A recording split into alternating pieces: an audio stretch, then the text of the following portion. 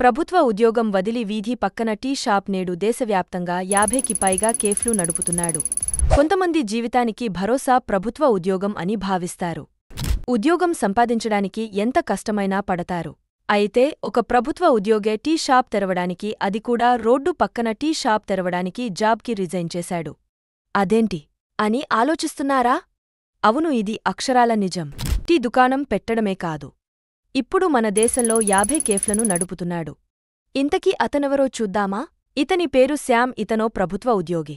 అతనికి ఉన్న government job కాదని ఓల్డ్ స్కూల్ టీ అనే పేరుతో ఓ టీ షాప్ని ప్రారంభించాడు. అతి తక్కువ కాలంలోనే అతని టీ బిజినెస్ బాగా సక్సెస్ అయ్యి భారతదేశంలో అత్యంత వేగంగా అభివృద్ధి చెందుతున్న కేఫ్ బ్రాండ్గా నిలిచింది. కేరళ వీధి మోల్లో ఉన్న ఒక చిన్న టీ దుకాణంలో ప్రారంభమై ఇప్పుడు దేశంలోని అత్యంత పాపులర్ స్వదేశీ కేఫ్ ఫ్రాంచైజీలలో ఒకటిగా ఎదిగింది. కొన్ని సంవత్సరాల ప్రయాణంలో ఈ బ్రాండ్ ఇప్పుడు కేరళ, తమిళనాడు, కర్ణాటక, హైదరాబాద్లలో 50కి పైగా అవుట్లెట్లను నిర్వహిస్తోంది.